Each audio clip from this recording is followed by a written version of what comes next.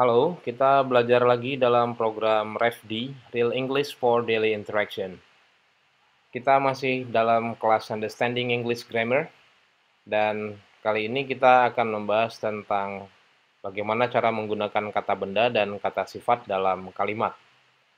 Ini akan berguna untuk menambah kemampuan kita membuat kalimat yang benar, terutama pada saat kita harus menentukan harus menggunakan kata benda atau kata sifat dalam kalimat kita.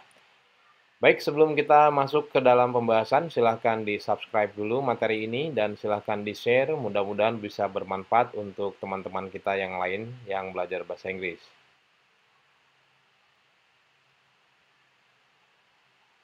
Oke, kita akan mempelajari bentuk kata atau part of speech, dan ini merupakan kunci untuk dapat membuat kalimat dengan benar. Ya, jadi pada saat kita menentukan satu kalimat, kita harus menentukan, kadang-kadang harus memilih menggunakan kata apa, bentuk apa, untuk dalam fungsi apa. Ya, ada 8 bentuk kata yang harus kita kuasai sebetulnya. Jadi ada kata benda, kata ganti benda, pronoun, kemudian ada kata sifat, adjektif, ada kata kerja, dan adverb. Ini 5 yang paling penting untuk mendukung skill kita dalam membuat kalimat. Jadi kita harus bisa menentukan uh, kapan kita harus menggunakan kata benda, kapan menggunakan kata kerja, kapan menggunakan kata sifat, dan lain-lain. Selanjutnya ada kata depan, preposisi, kata sambung, dan yang terakhir kata seru atau exclamation. Tapi pada kesempatan ini kita hanya akan membahas tentang kata benda dan kata sifat atau noun dan adjective. Untuk part of speech yang lain atau jenis bentuk kata yang lain akan kita bahas pada kesempatan yang lain. Baik, apa yang dimaksud kata benda? Kata benda adalah kata yang digunakan untuk mewakili orang, hewan, benda, tempat, atau nama-nama dari benda, tempat, hewan, dan lain-lain itu. Ya, jadi kita bisa bayangkan disebut benda karena dia bisa berwujud, baik itu abstrak wujudnya ataupun real. Kemudian nanti ada juga istilah tentang kata benda dihitung, tidak bisa dihitung. Intinya dia pasti tentang orang, hewan, benda, tempat. Ya. Contohnya refdi mewakili orang ya, cat kucing, book Lampung, nama tempat, justice, ya, benda abstrak, love, dan lain-lain. Ini contoh-contoh kata benda. Kemudian yang perlu kita perhatikan, beberapa kata benda bentuknya sama, tulisannya sama dengan kata kerja, tapi nanti di sini kita harus bisa menggunakan ini kata kerja atau kata benda, itu tergantung konteks kalimatnya. Misalnya love, itu bisa berarti mencintai, berarti dia kata kerja, I love you. Tapi love juga tulisannya sama, itu berarti bendanya, cinta. I need your love. Aku butuh cintamu, gitu ya. Love dan love. Atau book. Book itu bisa berarti buku, atau book bisa berarti memesan. Pesan ruangan misalnya, I book a room in the hotel. I book. Book artinya memesan. Kemudian study juga bisa berarti kata kerja. I study English. Study juga bisa berarti mata pelajaran atau subjek yang dibahas. Jadi ini bentuknya kata benda yang juga bisa berarti kata kerja. Ada beberapa ciri bentuk kata benda. Jadi kata benda itu bisa berbentuk kata benda murni, ya, book, house, table, person, dan lain-lain. Tapi ada juga kata yang dibentuk melalui proses penambahan imbuhan, bisa awalan, bisa akhiran dari kata tertentu. Misalnya, dia akan memiliki akhiran "it", nationality, quality, dan sebagainya. Atau akhiran "men", development, improvement, akhiran "ness", laziness, carefulness, Asian presentation, graduation, atau akhiran hood, childhood, neighborhood, dan sebagainya. Dan itu akan cukup banyak, makanya nanti akan kita bahas pada pembahasan sendiri di pembahasan yang lain. Baik, kata benda dijelaskan dengan kata sifat atau adjektif, tapi dengan susunan yang berbeda dari bahasa Indonesia, susunan kata sifat dalam menerangkan kata benda. Jadi kalau dalam bahasa Indonesia, kata benda itu mendahului kata sifat, sedangkan kalau dalam bahasa Inggris, kata sifatnya mendahului kata benda. Ini yang sering kita sebut sebagai kalau bahasa Indonesia diterangkan, menerangkan. Artinya benda yang diterangkan baru diikuti kata yang menerangkan sifatnya. Kalau bahasa Inggris terbalik. Sifat yang menerangkan itu ditulis dulu atau hadir dulu sebelum benda yang diterangkan. Ya, realnya seperti ini. Kita bisa bandingkan antara bahasa and English. Jadi kalau dalam bahasa Indonesia bendanya dulu disebut baru sifatnya. Kalau bahasa Inggris terbalik, sifatnya dulu baru bendanya. Misalnya rumah bendanya, kemudian diterangkan sifatnya besar. Kalau dalam bahasa Inggris yang disebutkan sifatnya dulu big house. Jadi bukan house big gitu ya, susunannya yang berbeda. Teman bahasa Indonesia dalam bahasa Inggris adalah friend. Baru dalam bahasa Indonesia kita sebutkan kata sifatnya teman baru, kalau dalam bahasa Inggris sifatnya dulu new friend dan seterusnya. Wanita cantik, beautiful girl. Telepon pintar, smartphone. Termasuk kalau adjektifnya terdiri dari beberapa kata, ya, tidak harus hanya satu. Misalnya rambut hitam panjang, kita bisa sebutkan long black hair.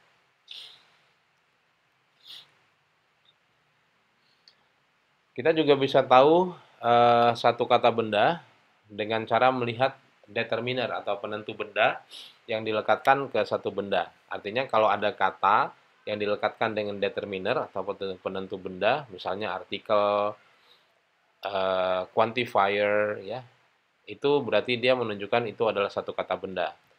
Misalnya a book, an apple, the teacher. Ini contoh-contoh determiner dalam bentuk artikel, a, and, the, gitu ya, atau quantifier. Some problems, a few minutes, two glasses of water, ya, determiner.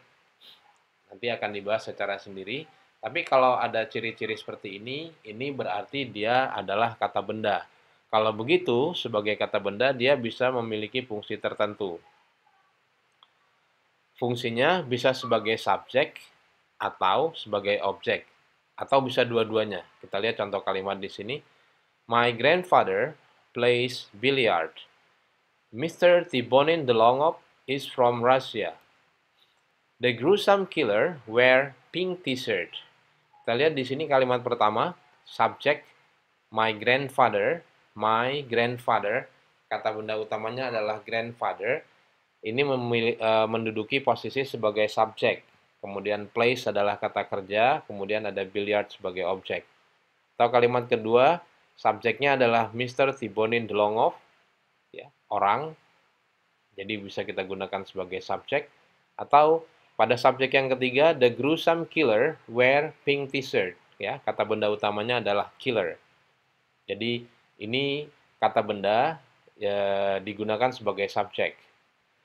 Tentunya bisa juga sebagai objek. Kita lihat di sini misalnya, my grandfather plays billiard. Billiard di sini satu benda jenis olahraga dan dia menjadi objek. Ya, billiard menjadi objek setelah kata kerja plays. My grandfather plays billiard. Gitu. Jadi objek dari kata kerja atau disebutnya object of verb. Kalimat kedua, Mr. Tibonin Delongov is from Russia. Di sini kita lihat nama negara, Russia. Ya. Dan ini juga dia merupakan objek dalam kalimat ini. Lebih tepatnya dia objek dari preposisi from Russia. Object of preposition. Kemudian yang terakhir, objeknya adalah pink t-shirt. Dan ini adalah objek dari kata benda wears. Kata benda utamanya adalah t-shirt, ya, keseluruhannya adalah pink t-shirt, dan ini objek dari kata benda wear. Jadi billiard, Russia, t-shirt ini adalah kata benda yang difungsikan sebagai objek. Sedangkan tadi my grandfather, Tibonin Delongov, and the killer, ini kata benda yang berfungsi sebagai subjek. Baik, selanjutnya kita akan coba bahas kata sifat. Jadi pembahasan kata benda akan lebih mudah kalau kita sandingkan dengan pembahasan kata sifat gitu ya. Makanya ini harus kita jadikan satu.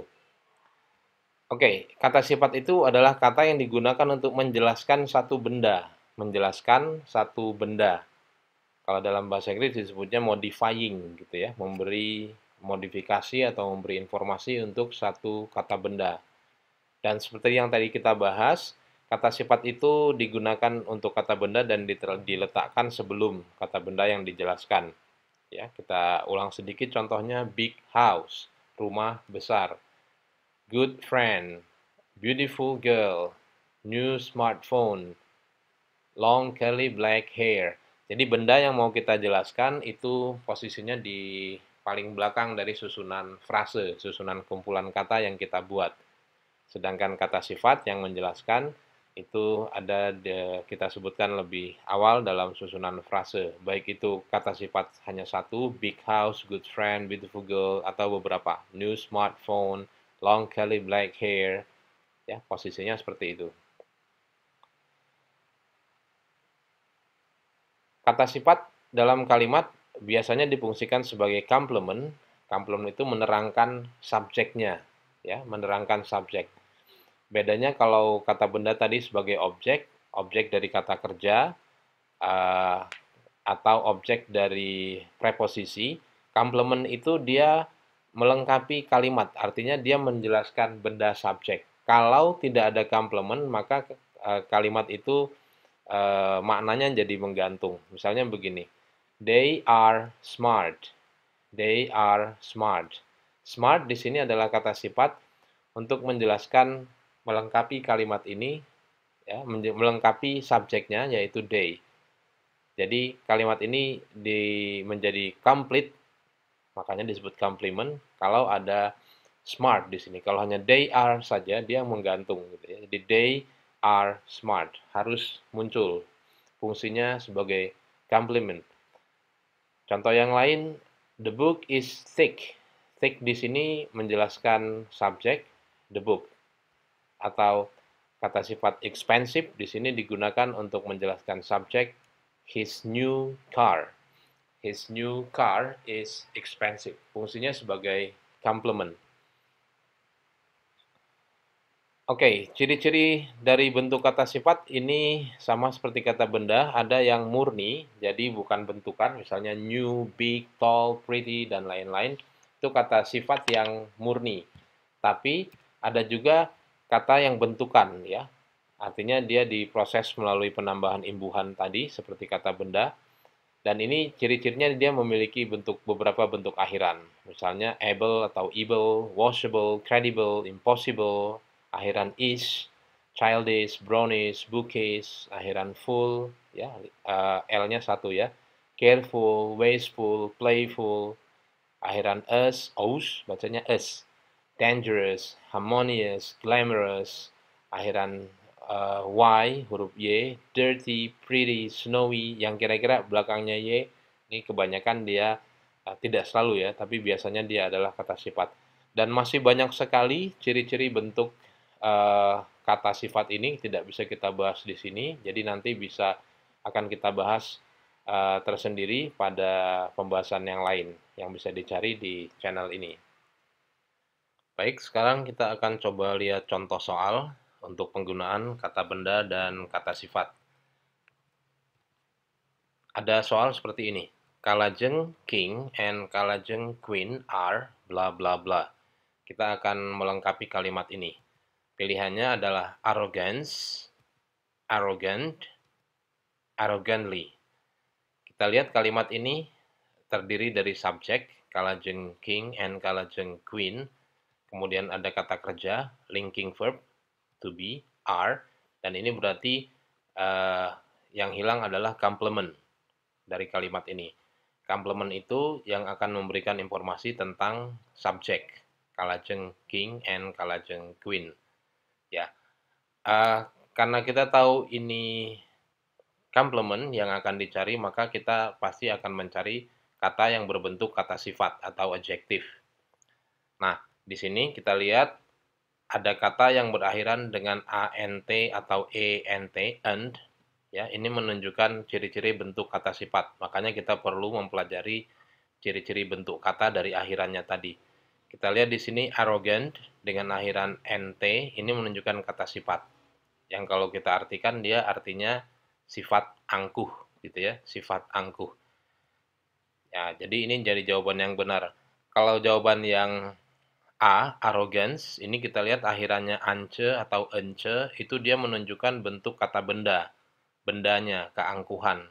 Jadi kalau kita artikan juga nggak cocok, kalajeng king and kalajeng queen adalah keangkuhan, nggak cocok. Atau yang terakhir, yang pilihan C, arrogantly, ada akhiran ly, ini menunjukkan dia bentuk adverb, kita belum bahas. Adverb atau menunjukkan keterangan kerja, cara, ya. Jadi secara atau dengan cara angkuh. Kalau kita masukkan maknanya juga nggak cocok. Kita lihat contoh soal yang kedua. Mario Teguh delivers a good blah blah blah in front of the audience. Pilihannya present, presenter, presentation. Kita lihat lagi di sini Mario Teguh sebagai subjek, kemudian kata kerjanya delivers, menyampaikan. Kemudian yang nggak lengkap adalah objeknya. Objek setelah kata kerja deliver, menyampaikan apa, gitu ya, a good bla bla bla. Pilihannya present, presenter, presentation. Di sini kita lihat ada determiner atau penentu a. Ini menunjukkan bahwa jawabannya pasti bentuknya kata benda, gitu ya, and the. Kemudian ada juga di sini kata sifat good, dan kita tahu kata sifat itu dia akan menerangkan kata benda. Jadi artinya yang hilang di sini adalah bentuk kata benda. Kita lihat pilihan yang option A, pilihannya present. Ini bentuknya kata kerja, artinya mempresentasikan kata kerja. Jadi dia bukan jawaban yang tepat. Yang B, akhiran er, presenter, ya, akhiran er atau or itu biasanya menunjukkan benda, tapi dia orangnya atau alatnya. Jadi kalau presenter itu orang yang mempresentasikan atau alat mempresentasikan. Sedangkan di sini Mario Teguh menyampaikan, ya. Jadi pilihan yang B ini salah. Kemudian pilihannya C sebetulnya bisa sudah kita lihat tadi, akhiran tion ini menunjukkan dia kata benda dan artinya juga cocok, menyampaikan satu presentasi yang bagus. Jadi jawabannya C, maknanya sesuai. Oke, kita lihat contoh terakhir. KKY becomes a blah blah blah in the internet. Pilihannya famous, famous person.